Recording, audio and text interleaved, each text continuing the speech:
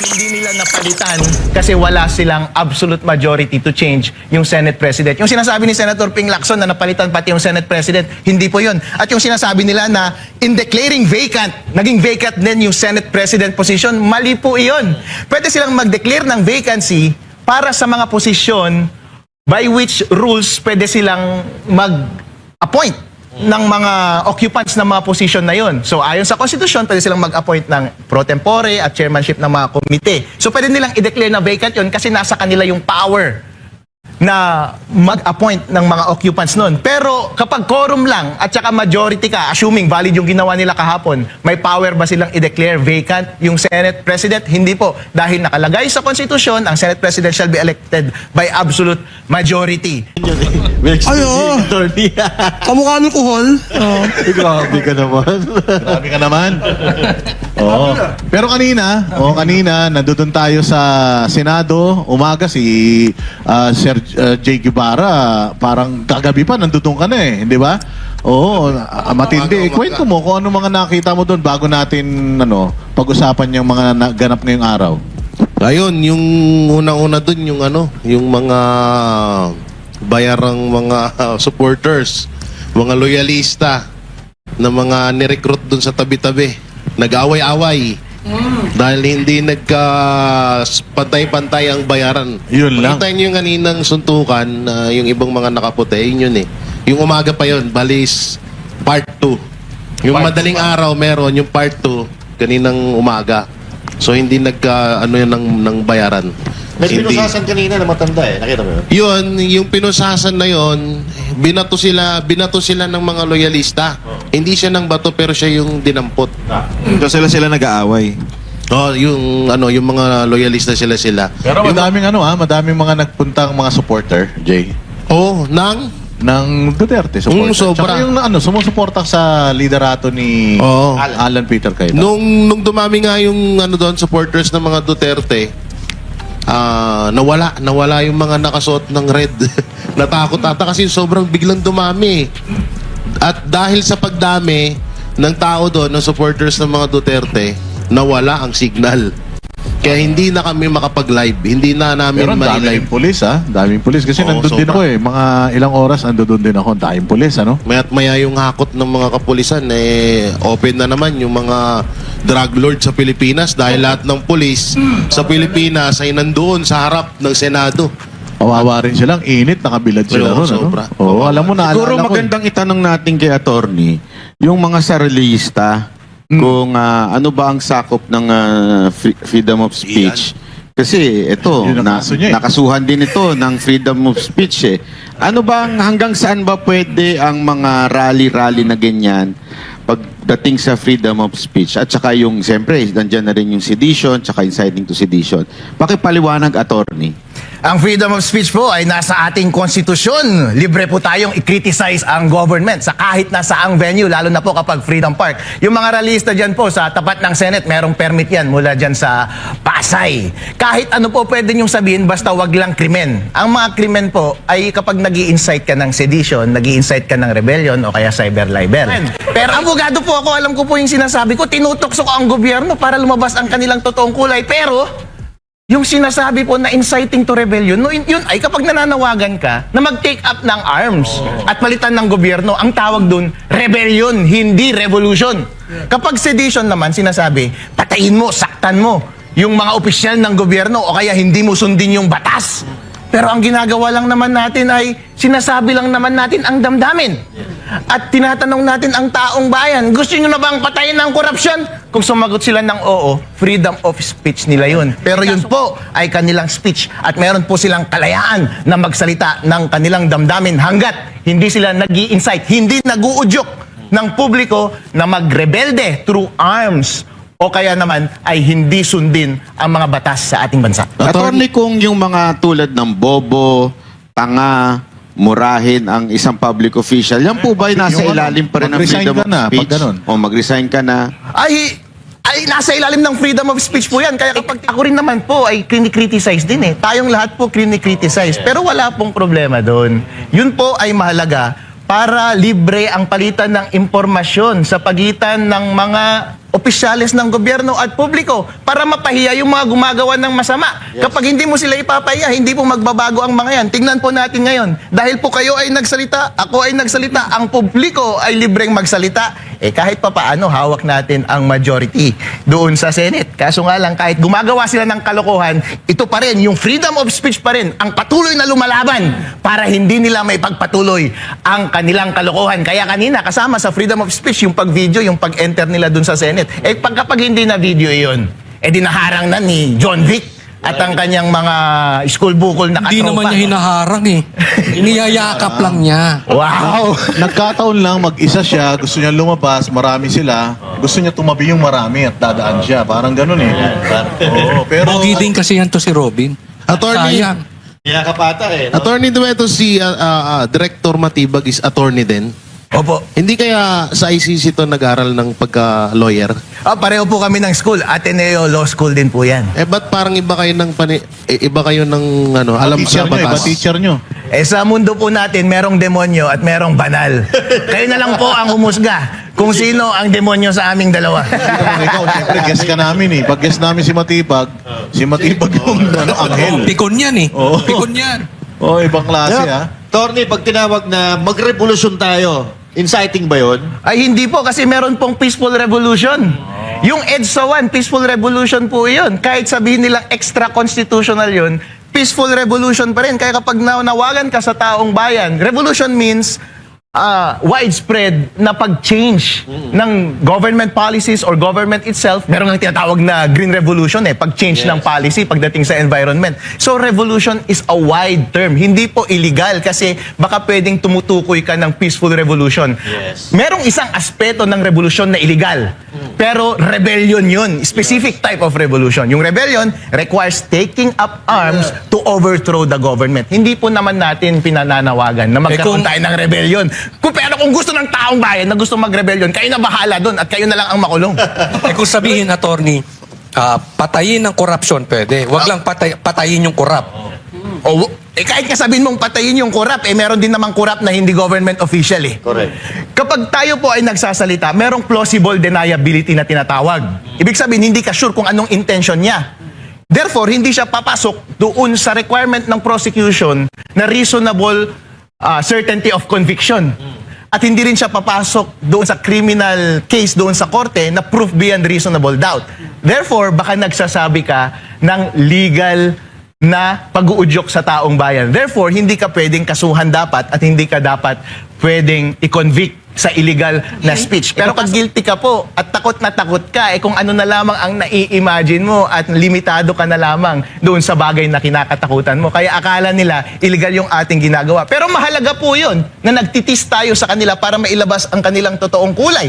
Kasi yun po ang tanging paraan para mapagalaw sila, gumawa sila ng mga hakbang na hindi tayo i-repress o magbago ng polisiya o magbago na lang sila ng polisiya sa ating gobyerno. Marami pong mga magagandang mga civilizations sa mundo na malusog ang kanilang freedom of speech. Pero hindi nila rini-repress yung mga nagsasalita. Bagkus, gumagawa sila ng positibong hakbang para sa pagbabago. Attorney, ang pag-engganyo ba sa kababayan natin ng civil disobedience sa isang form of sedition? Inciting to sedition yun, kapag nag-engganyo ka. Pero kapag civil disobedience mismo ang ginagawa mo, sedition na yun. Kasi alimbawa, sinasabi mo na huwag kayong magbayad ng tax. Kapag merong pinapatupad ng batas, huwag niyong sundin yung pagpapatupad So, ng ibig batas. sabihin niyan ay sedition na at saka inciting to sedition. Opo. What about the Benda Law? When you say Benda Law, di ba dapat yan nga ang inuusig dahil babaliin mo ang batas? O yun po dapat ang inuusig yung ginawa ni John Vic kanina, yung pagharang ng tao para hindi sila pumasok sa isang lugar na meron naman silang karapatan na pumasok. Pwede ngang coercion yun nagtataka ako dito sa administrasyon, although hindi ako nagtataka. Kapag kakampi nila, hindi nila kinakasuhan. Pero kapag kalaban nila, pagdating sa polisiya, kinakasuhan nila. Doon sila magaling. Nilagay na ata siyang sergeant at arms. Kanina. Hindi, yun nung baka nilagay ni Win. Dapat Pero ewan ko siguro nagkamali lang tayo ng dinig. Hindi Benda Law. sometimes you need to bend the law in order for you to please the people. Pwede ba yun? Kailangan mo, ipiplease mo yung people, pero ibibend mo yung law? kung yung people na tinutukoy nila ay sarili lamang nila, yun, they're pleasing themselves kasi sila lang ang magnanakaw. Pero sino ba ang taong bayan? Ang publiko po. At ang publiko nananawagan na patayin na ang korupsyon at huwag ninyong usigin si VP Sara. Total, attorney, na pag-usapan na rin si The Bendalo. Ano ang mas sumusunod sa batas? Yung hearing ni Cayetano o yung magiging hearing ni Tulfo?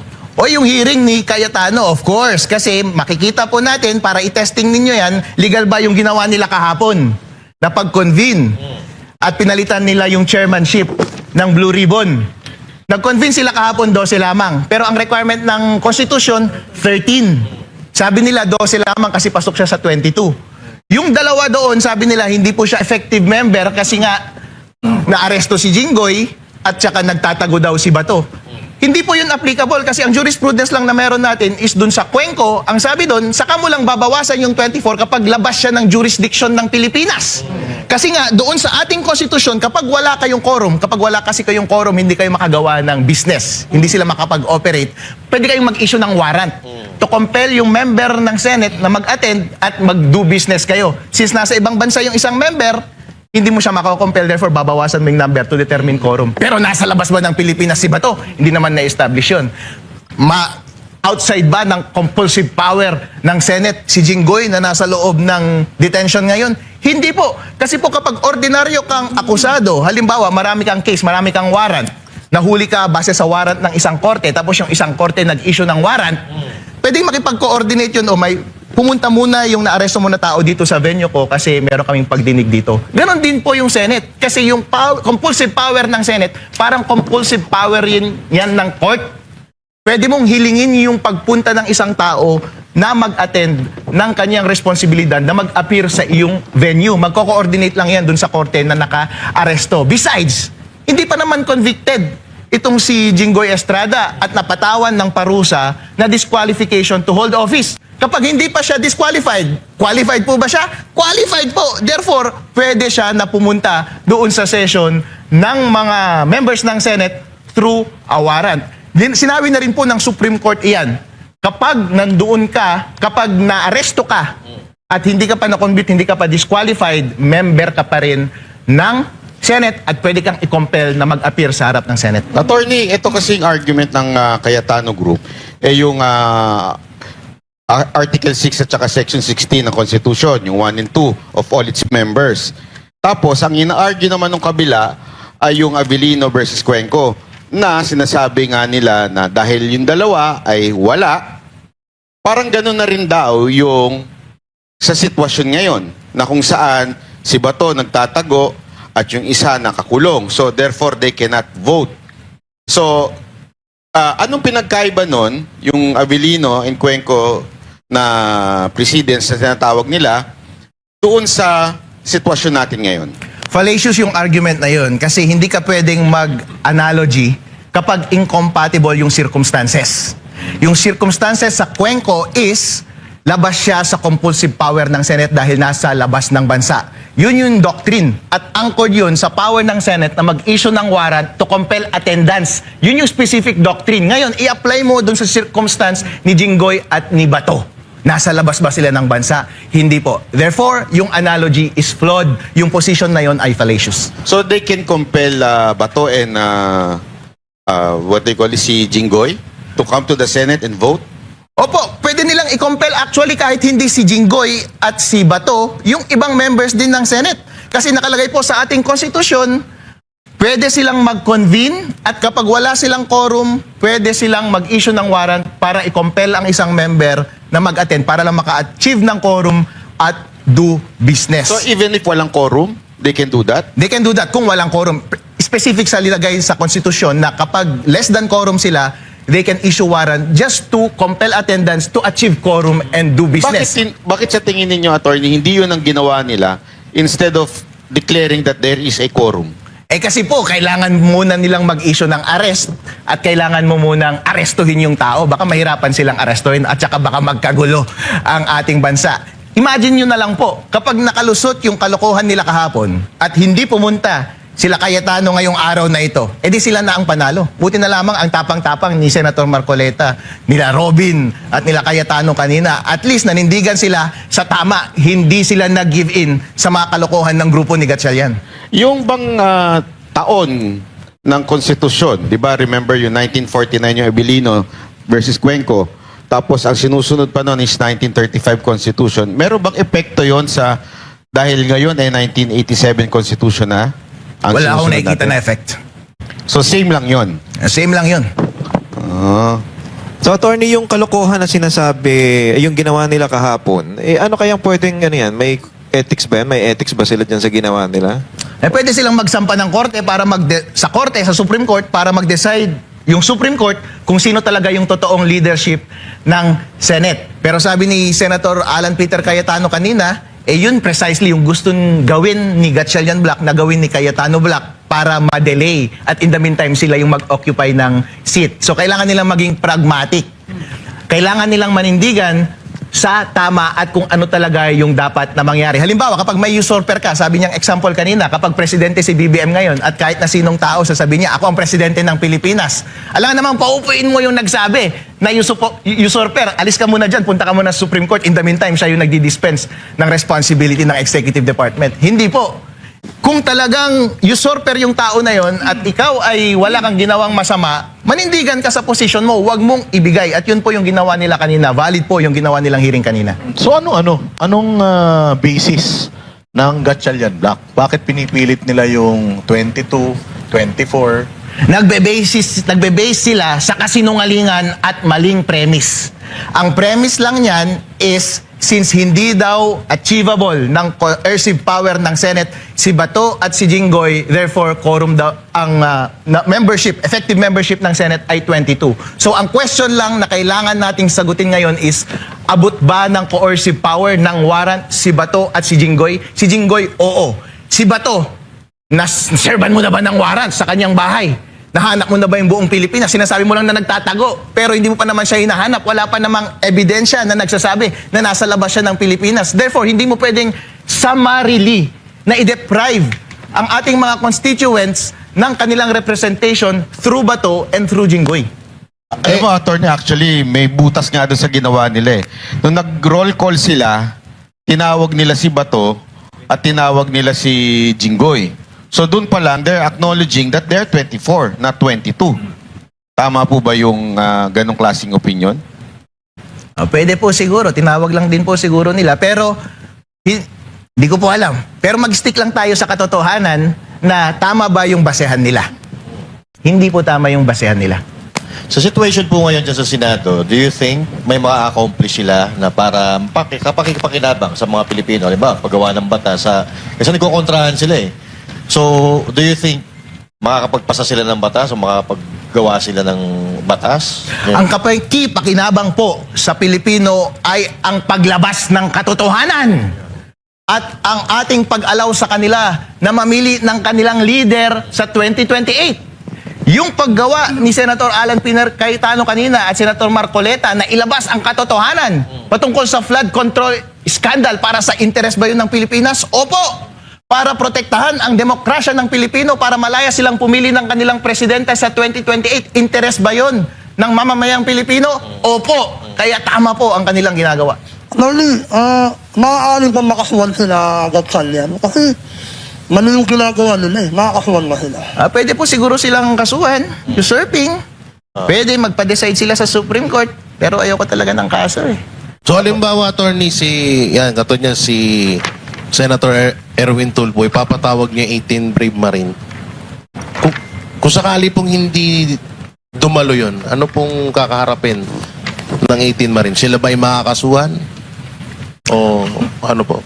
Sa inquiries in aid of legislation, meron ring compulsive power yung Senate or its committee na mag-compel ng attendance. Ang question is, valid ba yung blue ribbon ni Erwin Tulfo? So yan ay legal question. Kapag ambiguous ang isang bagay, kung equivocal yung legal position patungkol sa isang bagay, hindi malinaw kung magkakakaso sila o hindi. Pero in any case, pag hindi ka nag-attend ng hearing ng Senate in the process of in aiding legislation, walang kaso po yun. Ang solusyon lang nila is to compel attendance, to issue warrant para pumunta ka dito sa aming lugar para tulungan nyo kami sa aming hearing. Kapag hindi ka nag-attend, wala pang kulong yun.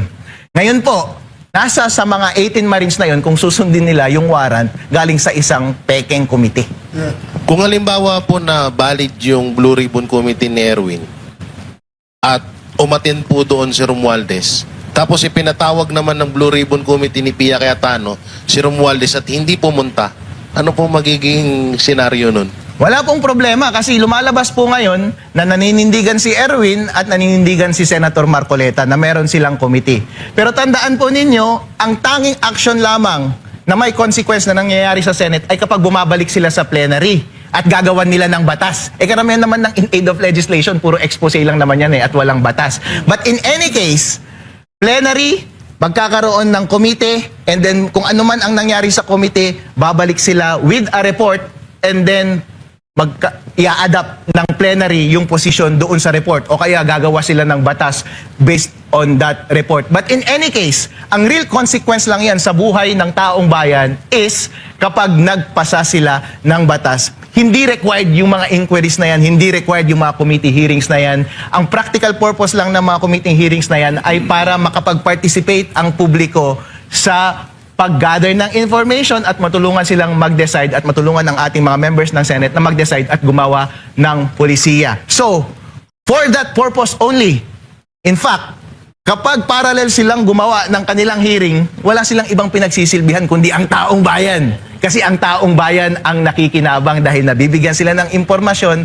at naiimpluwensya nila ang kanilang mga representatives, members of the Senate, na gumawa ng totoong mga batas para sa kanilang interes. At any rate, kahit anong paman ang result ni Erwin Tulfo Blue Ribbon Committee, anong paman ang result at nangyari doon kay Marcoleta Blue Ribbon Committee, at the end of the day, kung ano ang inadapt ng Senate operating as a valid body at nagpasa ng batas, yun po ang ia-adapt para maging batas dito sa ating bayan. Yung pagpigil po ba ni Secretary John Vic Remulla sa senador na pumasok, ay meron po bang krimen yon? Papasok po ba yung sa unjust vexation o coercion? Coercion po, isa pong klase ng coercion is kapag pinipigilan mo ang isang tao na pumasok sa isang lugar kung saan meron siyang karapatan na pumasok. O kaya pigilan mo yung isang tao na gumalaw.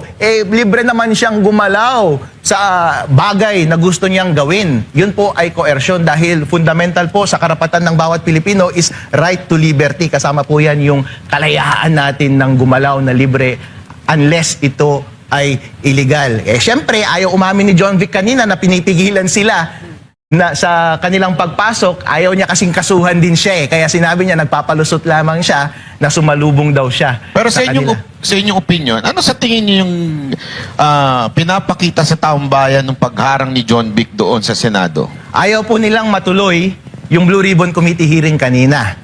Kasi po, akala nila na nasa kanila na ang beat.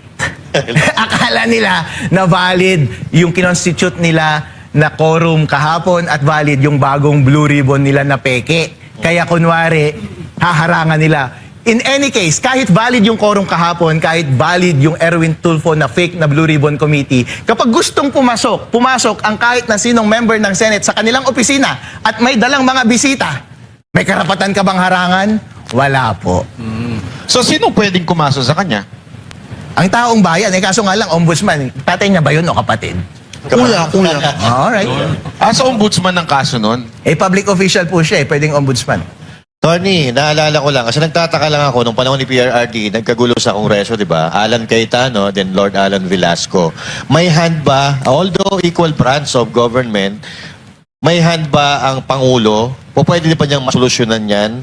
Or sabihin na, itigil nyo yan, ayusin natin to. Paano ba? Wala May power po. ba siya? Nasa konstitusyon po natin yung absolute separation ng executive at saka legislature. Bahala po ang legislature sa gusto nilang gawin. Kahit nga sabi ng Pangulo, gawin ninyo to. Pero kapag hindi nag-act yung Senate for that purpose, wala pong magagawa ang President. Ngayon, dugtungan ko yun. Dugtungan ko rin yung sinabi ni Jay kanina. Hati tayo sa gitna ngayon Dalawa yung grupo.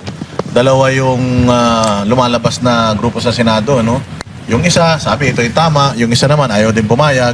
So, paano natin malalaman sinong tama sa mga to? Pwede bang ang Supreme Court manghimasok or sa bawat isang grupo na to, kailangan nilang magsampa ng kaso sa Supreme Court para malaman kung sino ang tama sa dalawang grupo na to. Sa ating konstitusyon po, ang pag-decide ng mga ganitong legal question ay ang ating Supreme Court. Pero hindi sila pwedeng mag-decide until merong ipasa na kaso sa kanila. Pero yun nga ang sinasabi ni Senator Aaron Peter Cayetano, kapag nagpasa tayo ng kaso, ang mangyayari patatagalin lang nila at in the meantime sila yung uupo. Manindigan na lang tayo sa ating posisyon at pabayaan mo yung supporter kung may enforce nila yung kanilang usurped powers. Attorney, yung halimbawa, etong si Erwin Tulfo pinakontempt ang 18 Brave Marine.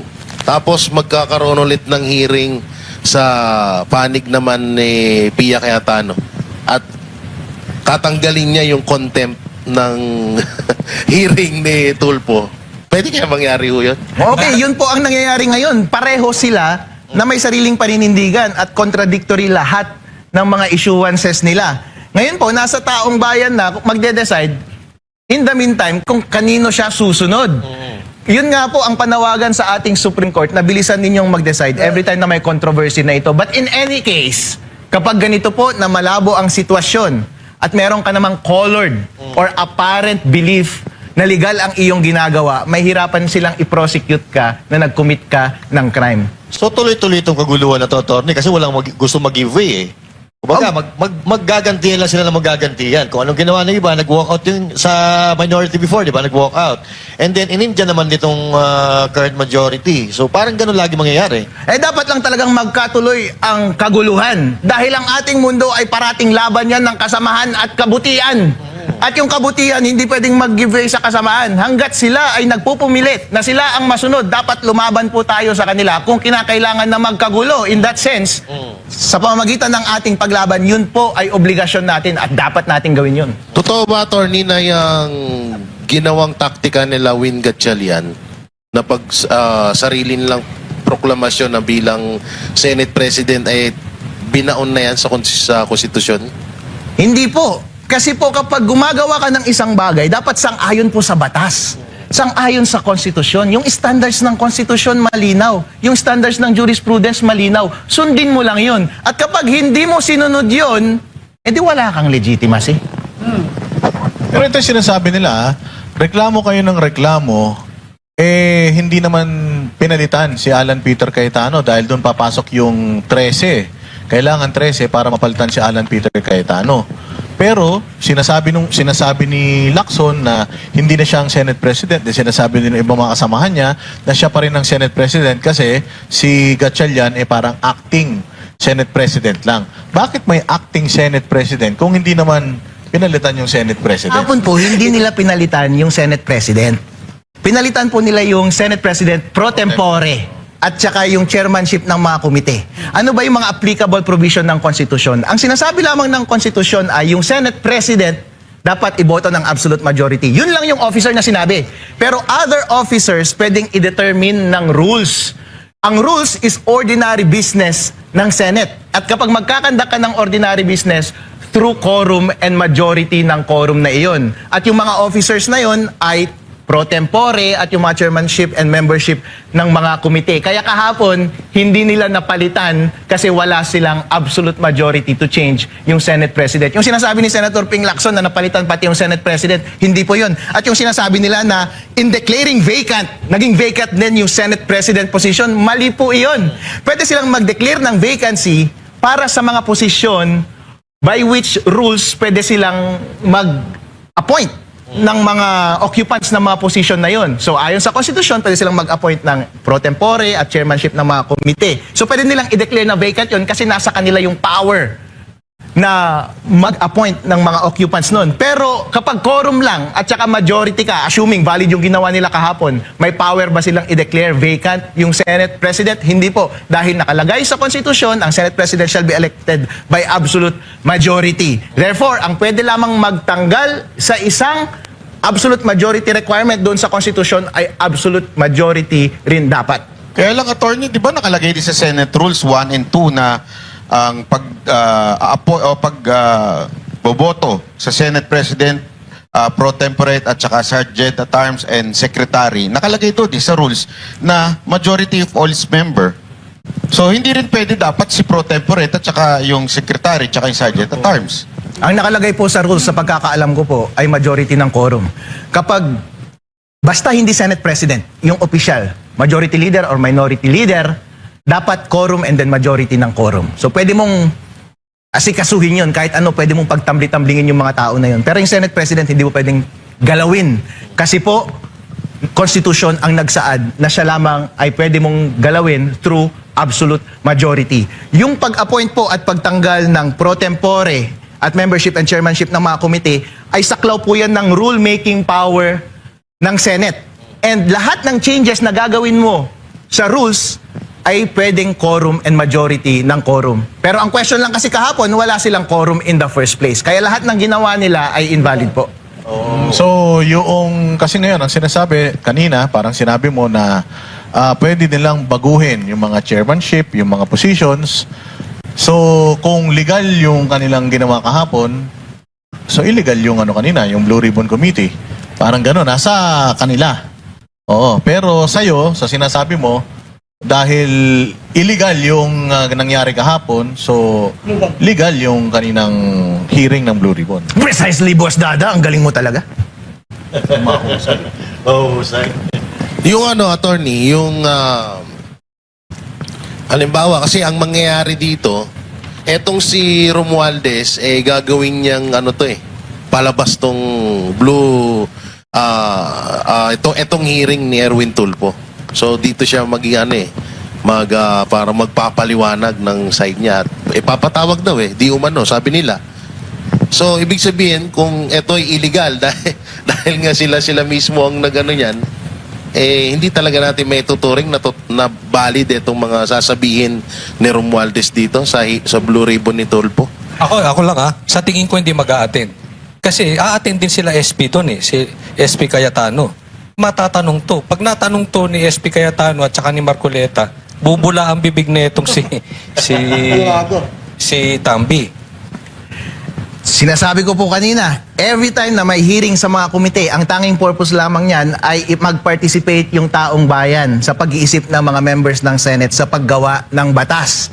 Kaya kapag nailabas nila yung katotohanan at nag-participate si Romualdez doon kay Erwin Tulfo Committee, at meron rin silang ginawa sa kabila, wala pong problema yon. Ang nakikinabang doon, taong bayan. Kasi at the end of the day, para validly makagawa sila ng batas for legislation, ay dapat nasa plenary pa rin. Yung report nga, yung pag-adapt at hindi pag-adapt ng report, wala ring consequence yan. Kasi walang consequence yan sa taong bayan kasi hindi naman batas yung adoption ng report. Ang batas po ay kapag meron na silang ginawang legislation. Basta po meron silang ginagawang aktibidad doon sa loob ng mga komite, sa loob ng Senate, na nai-inform ang taong bayan, bahala na po tayo kung maniniwala tayo o hindi. At gamitin po natin ang impormasyon na yon para impluwensyahan natin ang ating mga representatives na gumawa ng maayos na batas. Sabi ni Senator Marcoleta, para solusyonan na ang mawakang korupsyon sa ating bansa. Attorney, linawin lang natin yung sa rules kasi ng Senate, Section 1, the officers of the Senate shall be President, President pro tempore, Secretary, Sergeant at Arms. It says Rule 2, Section 2, the officers of the Senate shall be elected by the majority of all its members. Yun ang sinabi sa Rule 2. So, ang tanong, possible ba na quorum lang ang kailangan o talagang yung Rule 2 na the officers of the Senate shall be elected by the majority vote of all its members? Ang sinayit mo po ay rules, tama po? Okay po.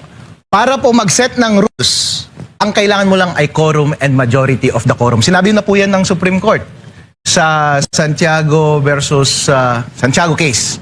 Sinabi doon, kahit hindi mo sundin yung rules mo, at gusto mong baguhin yung nandun sa rules, ang requirement lang ay quorum and majority. Ang kailangan mo lang sundin ay yung sinasabi ng konstitusyon kapag absolute majority.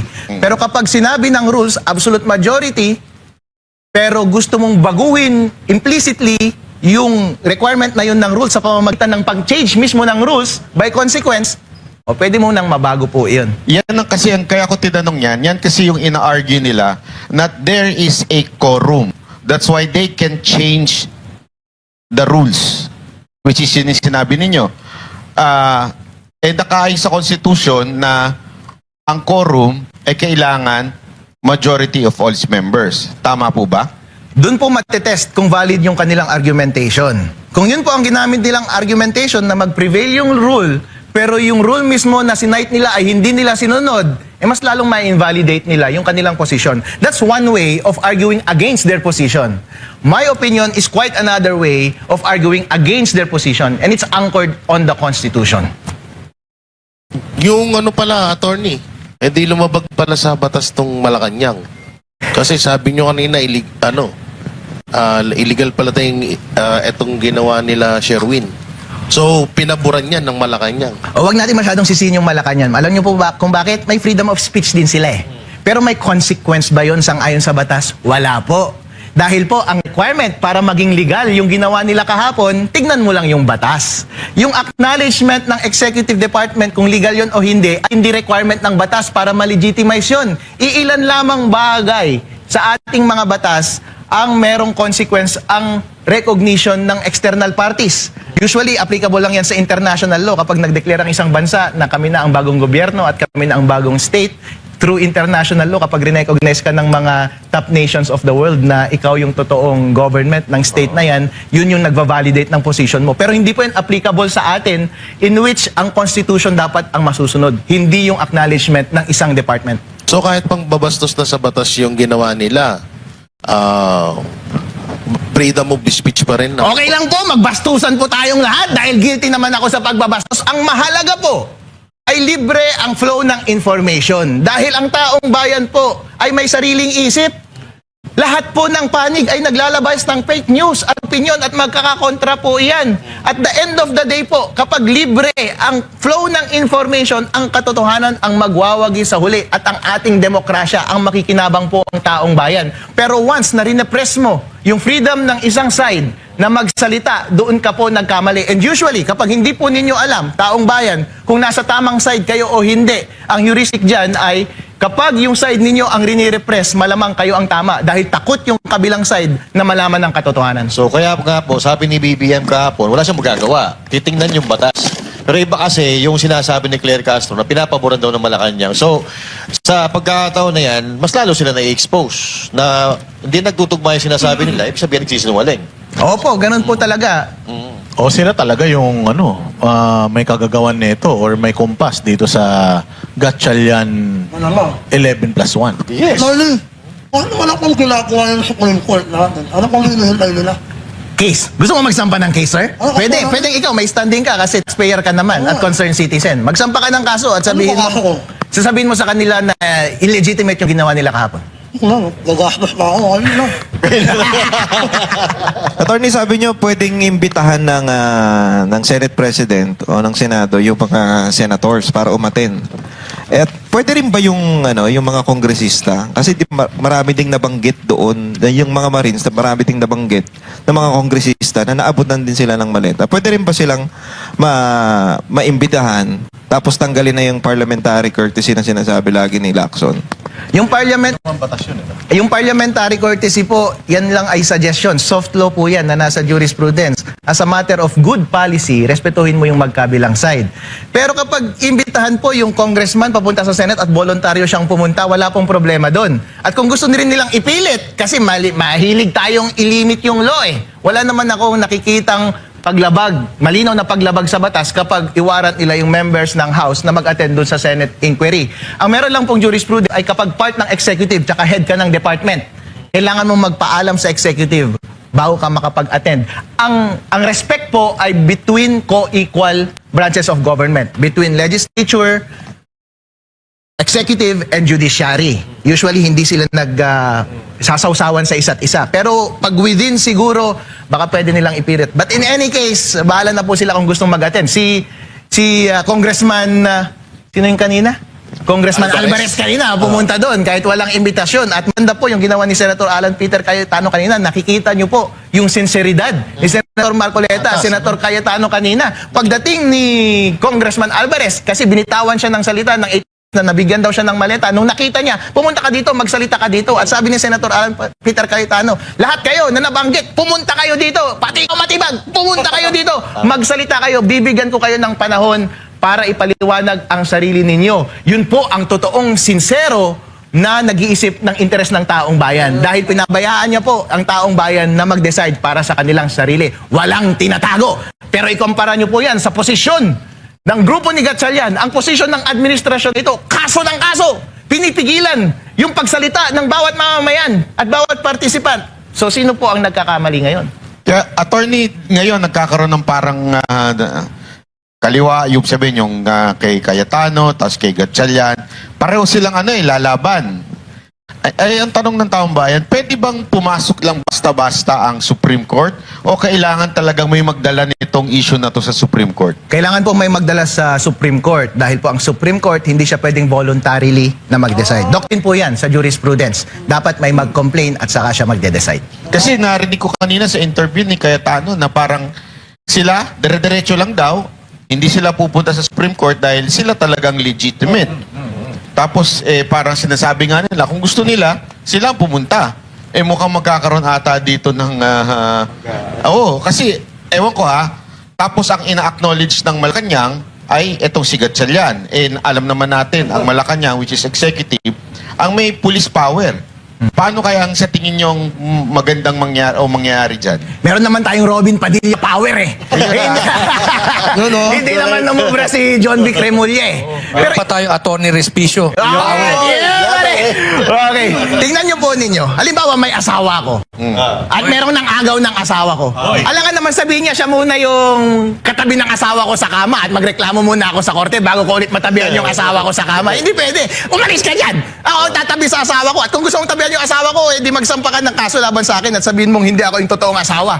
Ganon ang sinabi ni Senator Alan Pinto. Attorney, since nagkakaroon ng clash ang dalawang grupo ng Senado, ano mangyayari dito sa hearing ng Blue Ribbon? Hindi ba may posibilidad ba na harangin ng kabila yung resulta ng investigasyon dyan? Kaninong masusunod na Napani? resolusyon. Halimbawa, kung mag-issue sila ng mga resolutions. Kasi sabi din ni dagdagan ko na rin, Sige. sabi nga ni Franklin Drilon, yung validity daw, hindi daw valid kasi nga, colorum daw, at saka wala daw mga Senate staff. Sabi. Hindi daw valid, Sabi ni Senator Marcoleta, huwag kayong kumurap. Alright, yung sinong unang kukurap, siya ang matatalo. Kaya wag po tayong kukurap, mga kababayan. Nakatulog si Drilon Gising nga, Ngayon po. nagising siya. Ngayon po, halimbawa, yung conflicting issuances ni Senator Gatchalian bilang acting Senate President. Nag-acting Senate President daw siya dahil hindi daw functioning yung Senate President. Hello, functioning yan sa admin side, sa pag-manage ng human resources. So nag-issue siya ng policy about sa work from home. Nag-issue din si Senator Alan Peter Cayetano. Senator Alan Peter Cayetano, siya pa rin ang Senate President. Yung pro tempore, mag-a-act lang siya as President kapag hindi nadidispense ng Senate President yung kanyang responsibility at incapable siya. Incapable ba si Senator Alan Peter Cayetano na mag-manage ng human resources? Hindi! Kaya siya ang dapat sundin. Magaling po. Kanina sa interview ay sa hearing, parang in-insist din ata ni Legarda na siya pa rin ang Senate pro tempore. Tama po ba? So siya pa rin ba sa inyong pananaw bilang legal Siya pa rin po dahil po yung quorum kahapon ay illegal. So lahat ng nangyari kahapon ay wala pong visa. So kung ano yung original, Senate President, sino yung pro tempore at yung original na chairmanship and membership ng mga komite, sila pa rin po. Bahala kayong mag-away-away yan. Sige, i-push nyo sa limit yung damdamin ng taong bayan. Pabayaan nyo silang maobserbahan ang lahat ng kalokohan ninyo. Sila ang magde-decide kung sino ang tama at mali. At tingnan natin kung saan mapupunta itong kalagayan ng ating bansa. Point of initial. Mukhang matindi nga talaga itong Itong opinion naman po ninyo tungkol sa hearing kanina. Mga nabanggit na mga tumanggap ng mali-maleta. Napanood nyo po ba, na-observe nyo yung demeanor ng mga ex-soldier o ex-security ni Zaldico? Anong masasabi nyo po? Mga macho itong mga taong ito. Kapag ang tao po, kapag siya ay nasa witness stand at kapag siya ay nagsasalita spontaneous at hindi pare-pareho yung kanyang sinasabi, pero somehow they all fit, sabi nga nila. And then every time you ask a question, parating may context na kapag pinagsama-sama mo lahat ay totoo naman at logical. ay po ay kapanipaniwala. Wala naman silang nakitang butas. Hindi katulad kay Madriaga na ang daming butas.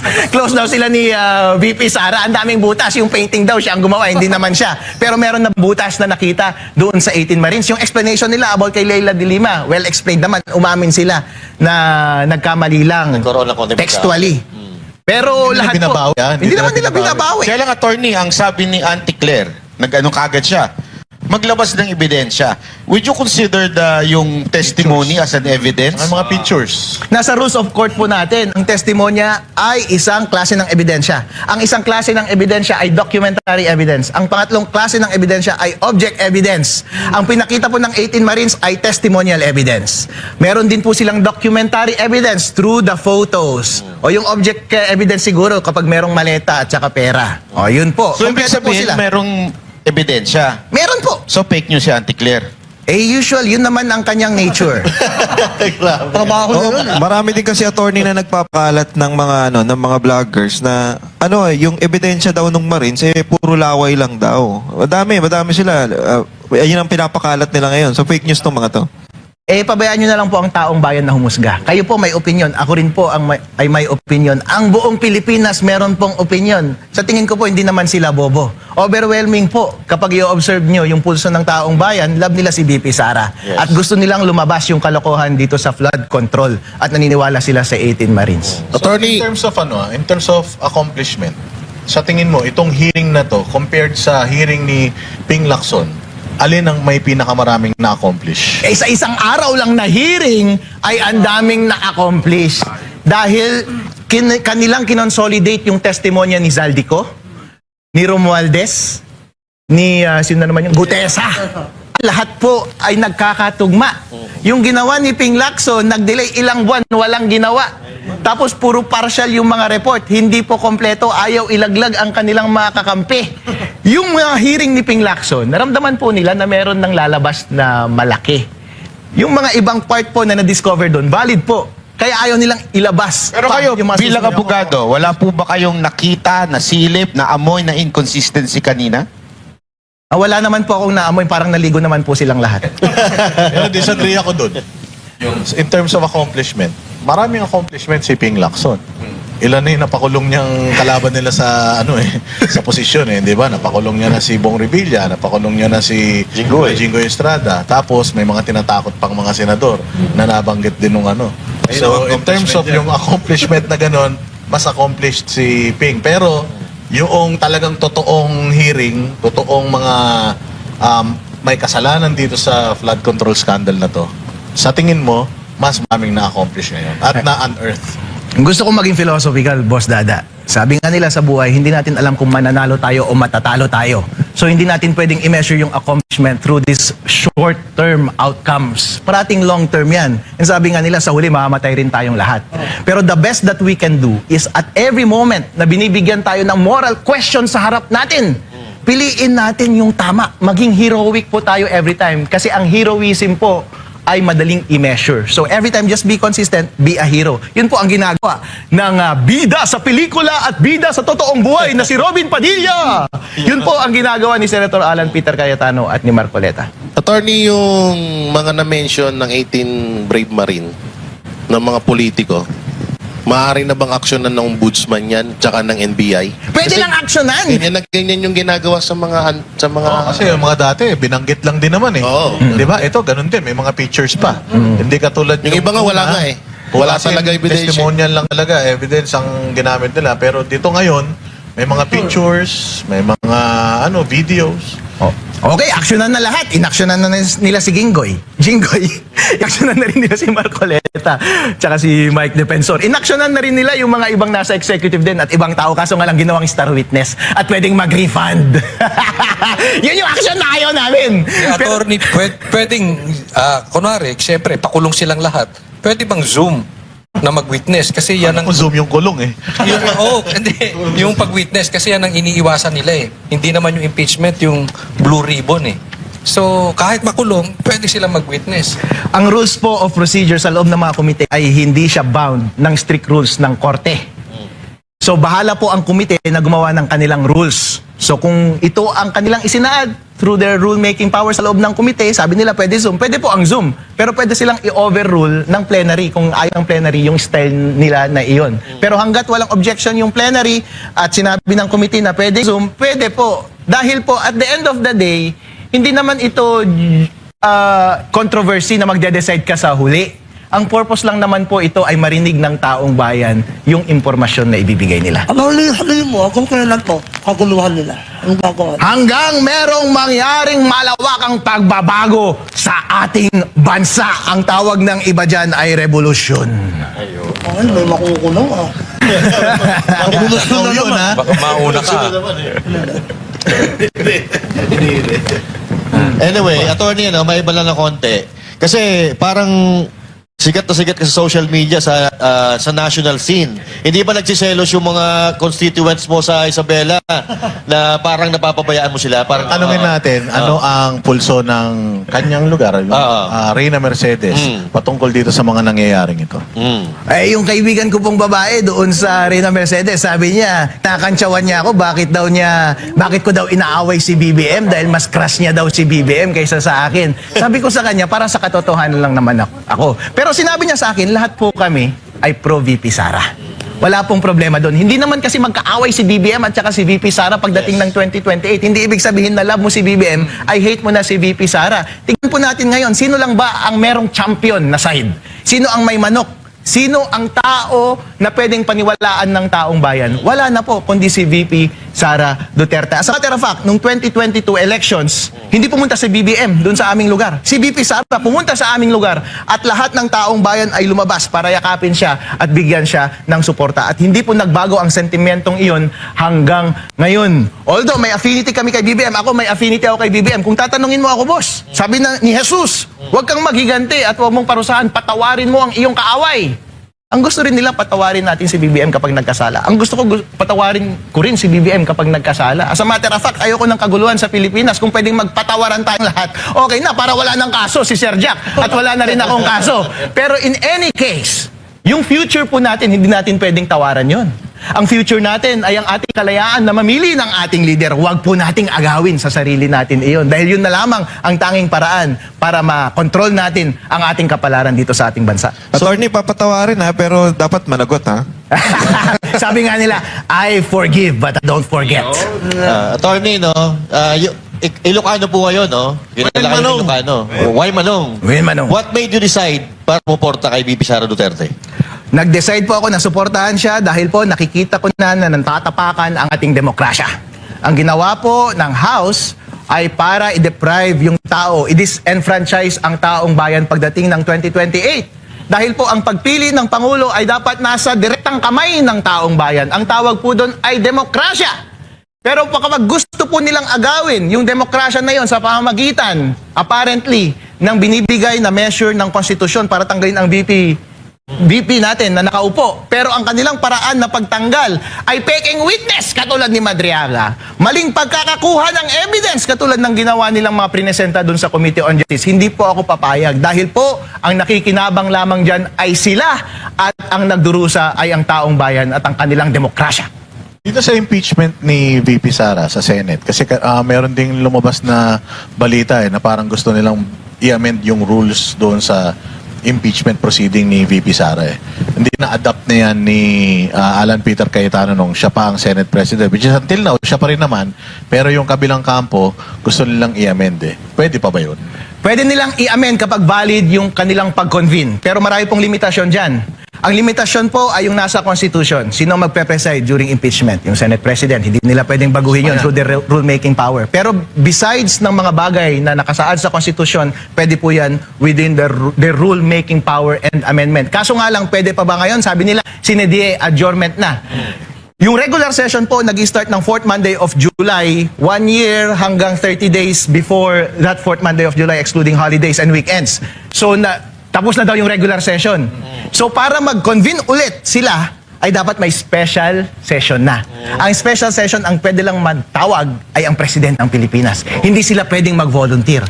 Sinabi na rin ni Gatchalian na tapos na yung regular session. Sinabi na rin ni Senator Alan Peter Cayetano na tapos na yung regular session through their last sessions on their own. So nasa recess na po tayo. Kapag gusto ulit nilang mag-convene at baguhin yung rules, dapat si President Marcos ang magtawag ng special session para mag-convene sila for that purpose. Until magawa yung special session call na yon or mag-reconvene sila for a new regular session on the 4th Monday of July, hindi po nila pwedeng baguhin yung rules. So, hindi pala po pwede. Kailangan pag nakabakasyon, bakasyon talaga. Kasi gusto nila magtrabaho daw eh. Diba? Tapos bigla silang Pero nagpatawag ngayon ng special session ang presidente. Nagtawag na siya? Baka ibang session yan. Oo. Baka yun, pang session yan. Hindi ko lang alam kung ano. Tanong natin doon sa ano natin kasi Wala pa. Hoy! Ay! Hindi kasi mayroong special session daw. So posible na napalitan? Kung may special session na at nagtawag ng special session, ngayon dapat may quorum ulit doon. Eh kapag less than quorum pa rin sila, nasa sa kanila na ulit para mag-issue ng warrant to compel attendance. Ayoko nang bigyan sila ng technique, pero may technique dyan. Paano yun, no? Magpaparesto sila. Pero yung mga hindi part ng Gatchalian Block, kapag 12 pa rin sila, yung Gatchalian Block, ang suggestion ko sa inyo, huwag kayong mag-attend. Alright? Kapag nag-issue sila ng warrant, secret kung anong gusto nyong gawin.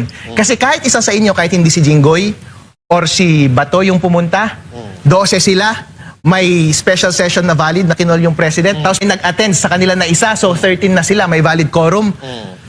Yung majority dun sa quorum na iyon ay yung 12. So pwede nilang baguhin yung rules.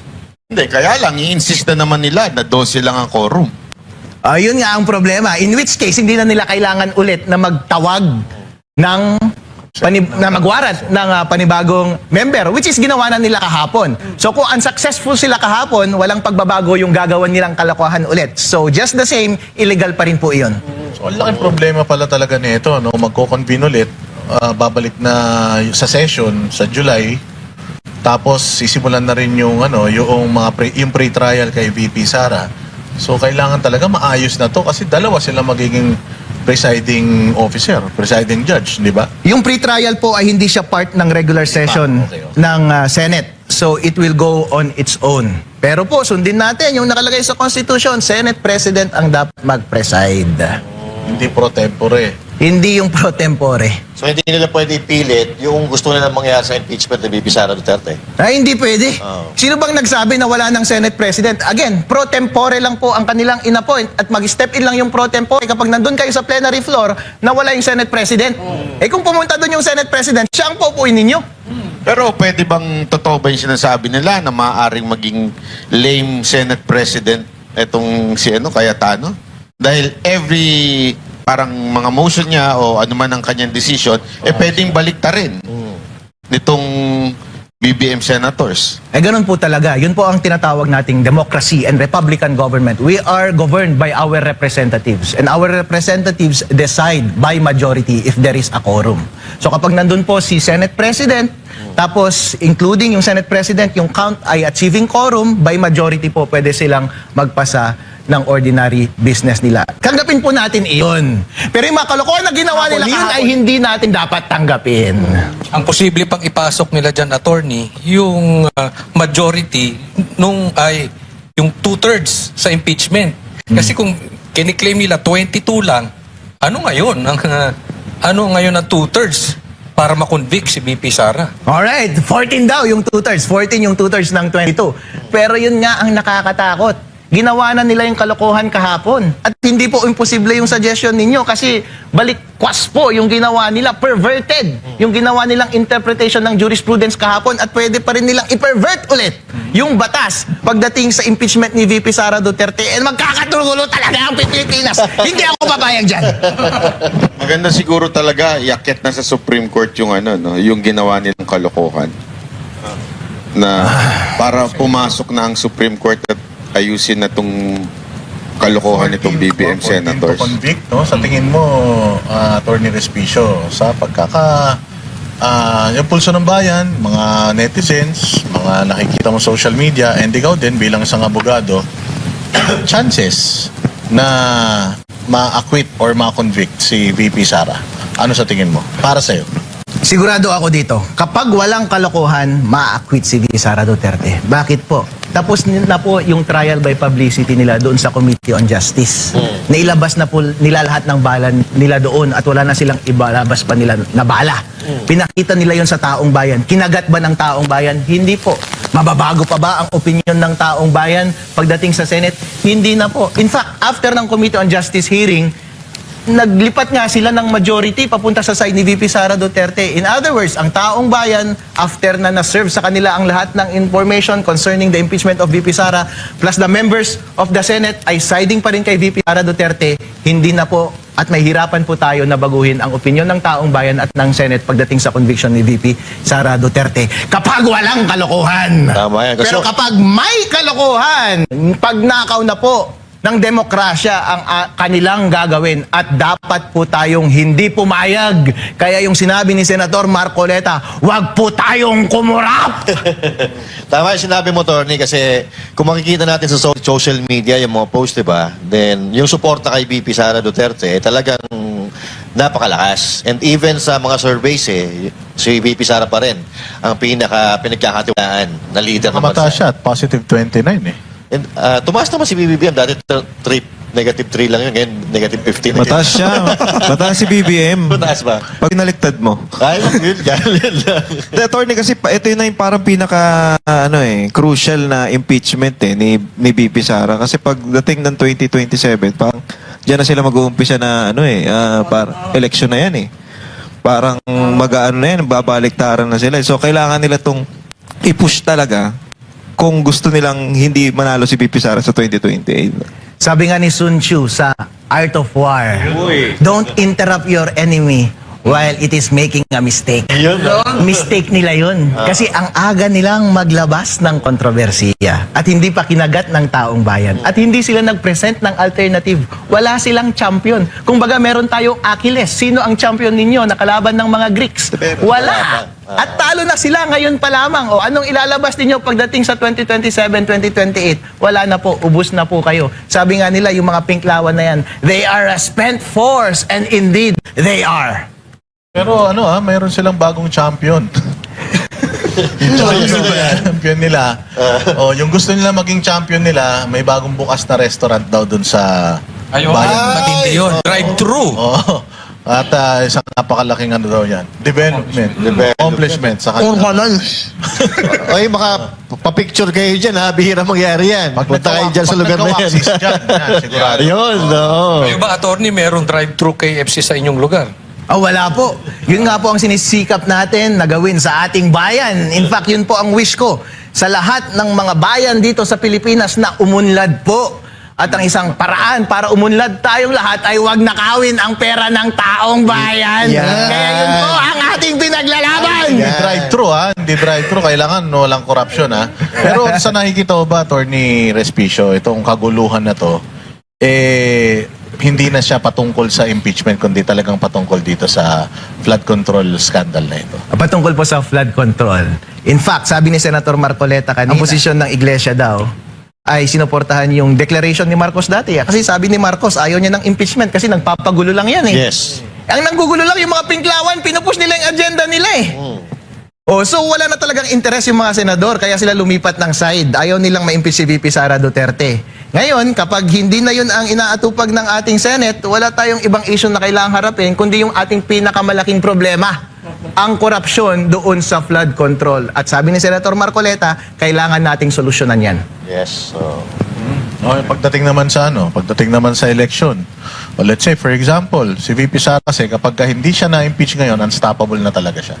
Wala na. Sa tingin mo, sino yung pinaka-safe na vice president niya? Kung ikaw lang ang papipiliin, sino yung pinaka-safe na vice president na makakatulong niya at hindi gagawin sa kanya yung hindi gagawin sa kanya pag presidente na siya, yung ginagawa sa kanya ngayon na vice president siya? Ang na-observe ko kanina si Senator Marcoleta at si Senator Alan Peter Cayetano ay may sincerity sa kanilang sinasabi. Kapag nagsalita si Senator Marcoleta kanina, pang presidente yung speech Pwede ito maging vice president. Dahil ramdam mo talaga yung kanyang warmth and sincerity na para sa interes talaga ng taong bayan at wala siyang pipigilan para lamang mailabas ang katotohanan at masolusyonan ang ating problema. Yun po ang gusto mong umupo sa executive. Si Senator Alan Peter Cayetano naman, glorious yan. Righteous po yan. Siya po ay guided ng ating Panginoon. At ginagawa niya po ay maging fair sa lahat ng participants. Ginawa niya iyon sa lahat ng nabanggit na pangalan, lahat ng mga officers ng executive, lahat ng nadawit. Libre po kayong sumali dito sa hearing na ito at ilabas niyo po ang inyong panig. In fact, nung dumating si Congressman Alvarez kanina, pinaupo po niya at pinabayaan niyang magsalita. Yun din po ang gusto natin sa isang leader dahil isa pong hallmark ng maayos na leader ay fairness and wisdom. At meron po si Senator Alan Peter Cayetano yan. Pero sayang siya, attorney ha, to si SP Cayetano. Kasi kung gagawin mong vice, mababawasan na may utak dito sa Senado. Di ba? Feeling ko lang mas ano siya dyan eh. Mas makakatulong siya. Effective Dahil siya. pag vice kasi halos wala eh. Diba? Hindi, dapat tumakbo na si para matagtagan. Possibility of a Duterte. Do you think okay ba siya? Kung yun po ang gusto ng taong bayan, wala po akong karapatan na pigilan sila. Ngayon po, hindi ako nagkiklaim na meron akong monopoly ng wisdom pagdating sa politics. Pero ang pinakamahalaga po ay pabayaan natin ang publiko na mamili ng gusto nilang leader. Correct. Kung sino man ang pinili nilang leader, deserve po nila iyon. Huwag tayong mag-decide para sa kanila. Paano pag pinili ni Chairman George Garcia? Rasya ni George ang yun, paano yun? isang kakarapin natin, master. Ayoko yan! Yung kaso ni... May kaso ka ba doon? Mo rin yun. May kaso. pero sure tayo, meron ng spokesperson si BP. Oo naman. Ayun. Si Jack. Ayan, Talaga, ang kanina mapaliwanag. Grabe. Malalo yung sagot. Diretso ka naman magsalita. Malabilos yan pag sinabi niya. Freedom of Hindi po. speech. Freedom of speech daw. Ang layo eh. Diba? Magaling ka naman magsalita eh. Medyo... Pero alam mo, gusto ko yung sagot ni attorney doon ha. Ayaw niya maging katulad ni Auntie Claire kasi ayaw mo na mag-boss eh. Ang ganda nun, Ayun, pagkakasabi niya. napanood yun, Kasi tama nga naman eh. Si Auntie Claire, instead na dinala niya yung pagka-abogado, Tanungin natin pala, kung kukunin kang spokesperson ng administrasyon ni Inday Sara, kunyari nanalo siya, papayag ka ba? Hindi po. Ayan. Paliwanag mo kung Bakit bakit. ayaw mo? Ba't siya papayag? Senator nga siya. Ayun oh. Tatakbo. Hindi rin po. Hindi ko alam kung anong mangyayari sa 2028. Sa kalagayan ng ating bansa ngayon, sobrang gulo. Sa tingin mo ba kailangan i-decriminalize na libel? Ay dapat i-decriminalize na. Dahil kahit po sabihin natin, in theory, ideally, na okay lang panagutin yung totoong nagla-libel. Kaso nga lang, sa practical world, pwedeng gamitin to persecute. Katulad po ninyo, may mga kaso din po kayo, hindi ako nag-iisa. Pero tama naman po ang inyong mga ginawa. Nagigipit po kayo. Kahit po mananalo kayo sa huli, pero in the meantime, nagbayad kayo ng abogado at na-stress kayo. O, yun po ang gumising mali. ng maaga. Balik tayo doon. Bakit ayaw mo na maging spokesperson? Kaya po ako masaya sa aking ginagawa dahil po malaya ako na magsalita ng aking paniniwala. At dapat malaya po ang bawat Pilipino na ipahayag ang kanilang damdamin kung ito ay para sa tama. Ngayon po, kapag ikaw po ay spokesperson, hindi mo kasi pwedeng kontrahin ang ating presidente dahil ikaw ay mouth ng president. Aminin po natin, hindi naman perpekto ang presidente parati. Pero kung ang mandate niya sa akin ay, Harold, ikaw ang bunganga ko at gusto ko na panindigan mo yung gusto kong sabihin kahit hindi na totoo, hindi ko kaya ng konsensya ko na magsinungaling. Posible po yun. Hindi ko sinasabi na gagawin yun ni VP Sara Duterte, pero ayoko lang yung posibilidad na mailagay ako sa ganong sitwasyon at naipit na ako at magsisinungaling ako sa harap ng taong bayan. So yun ang ngayon, ayaw ni attorney na may boss. Ang tanong, meron po ba kayong boss ngayon? Ang taong Asawa? bayan po at katotohanan. Hindi, asawa po. Wala po ang asawa. Ayun! So, sa Yun mga ang hinihintay nanonood ng dyan. mga manonood dyan eh. Tayo po sa isang babae. Oh, yan. Ano tayo? Si attorney Harold Respicio ba tinry ng inareglo? Inareglo na, ibig sabihin may nag-offer? Oh yes, may mga na ba sa'yo? Lumapit na ba sa'yo? Huwag ka na maingay. Ano ka na lang? Cook ka na lang. Huwag ka na maingay. Ito, dalawang babae, mamili ka isa, bibigyan namin tip yung isa. Wala bang gano'n? Walang gano'n. Walang directly. Kasi kilala po nila ako na prangka ako eh. Alam nilang tatanggi talaga ako. Pero yung mga side comment lang, Harold, ba't ka sumaside kay DDS? Ba't ka nagbiglang Duterte? Ano ba? Ano ba ang ginagawa mo? So mayroong mga ganong comment po. Pero hindi naman ako naniniwala sa kanila. May sarili akong opinion. At yun din po ang hinihingi ko sa taong bayan. alam niyo po kung ano ang tama. Sabi nga ni Senator Peter Alan Cayetano, tignan niyo lang ang Biblia. Nakalagay sa Biblia kung ano ang tama. Yun din ang sabi ni Senator Marcoleta. Sundin niyo lang kung ano ang tama. Ang evil, ang kasamaan parating bumubulong sa iyong tenga. Huwag mong sundin yan. Yun. So, apakagandang usapan. Baka siguro... Hindi, gusto na- hingan pa natin siya ng reaksyon doon sa sige. kaibigan niya. May kaibigan to eh. Sino? Si anak ng pusa.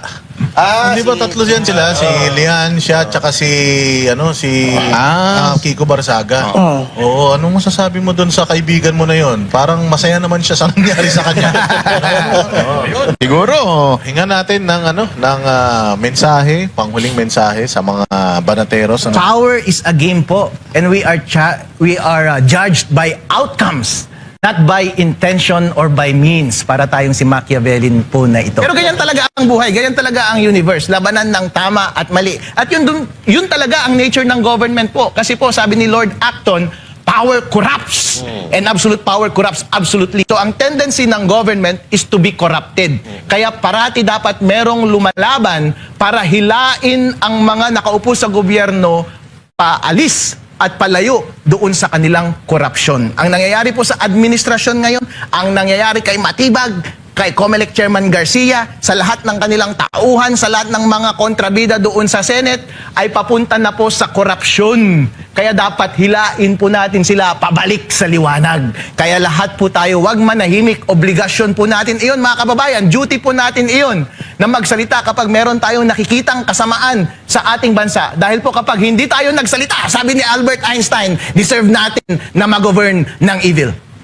Well said. Yung sinabi ni, Well said. ni attorney, yung power corrupts. Kasi ang alam ni Coach Oli, yung powerful men cheats. Kaya yung mga kaibigan mo, nag-cheat eh. Kasi Gusto ko sinabi na Tony, Ayaw talaga, Nakalan ng tamang mali. Yung hinihintay natin, yung advice ni Sir may Jack. advice ka. Kahit ayaw naman ng advice kung nag-a-advise ka. Advice Ano si eh? attorney. Ang kaya na sinabi ko kanina, pag hinaram kanila, laban na. Na Tony, nakatama ka naman. Maraming salamat, Attorney Harold Respicio, Vice Mayor ng Reyna Mercedes, dyan sa Norte. Solid North, pero solid na na may prinsipyo talaga. Ayan, wala na kayo masasabi kay Attorney. Salamat, Attorney. Salamatan natin. Sana sa susunod na imbitahan ka namin, magpaunla ka ulit. Kasi hindi kami mga abogado eh. Kaya gusto namin mga abogado single at pogi ang mga ginawa dito.